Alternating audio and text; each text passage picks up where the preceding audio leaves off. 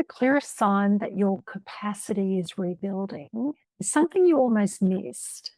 A little more energy at the end of the day, a busy weekend that no longer takes several days to recover from. Hello, everyone, and welcome to this week's Lunch and Learn. My name is Michelle Scher from Personalised Health and Wellbeing Solutions. Today, I'd really like to challenge the idea that meaningful progress must feel dramatic.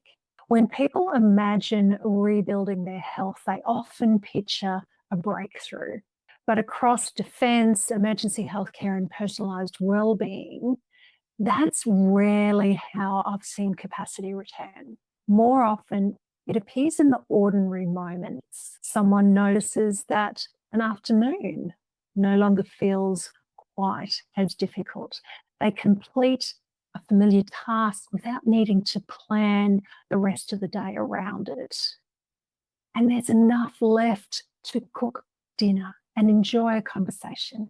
Those changes can seem too small to count, but small does not necessarily mean insignificant.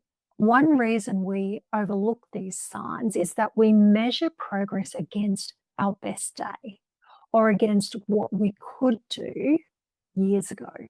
A more useful measure, I'd suggest, might be what is becoming possible more consistently now. Feeling better once is encouraging. Being able to repeat an activity without paying heavily for it tells us more about capacity. A little more energy appears, so people increase their exercise, extra work, and return to commitments that have been missing. That response is understandable. Feeling better creates a desire to re-enter life. But emerging improvement is not always a settled one.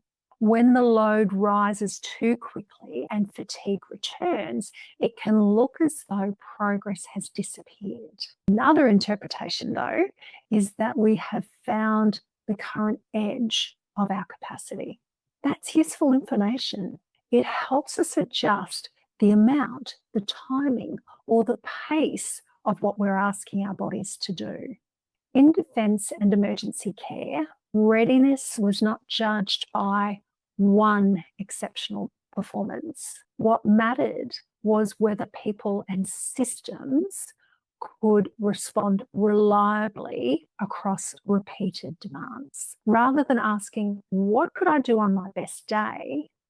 We might ask, what remains manageable through an ordinary week?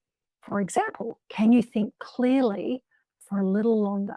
Can you recover more readily after a demanding day? Is there something left for the people you care most about, for the activities that you care most about? These may be signs that effort, recovery, and daily demand are becoming or are coming into better alignment. That's actually changed the way I think about progress. A large change that can only be sustained briefly interests me less now.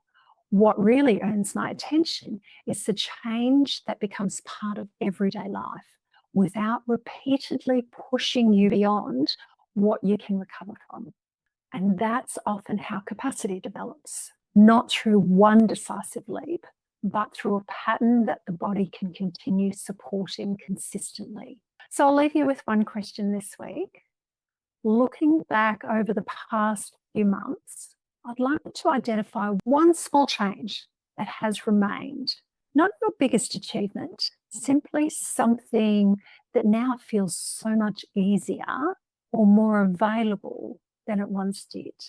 It may be telling you more about capacity than you realise. Thanks for joining me today, and I look forward to seeing you next Thursday at 12:30 p.m. Australian Eastern Standard Time. Take care.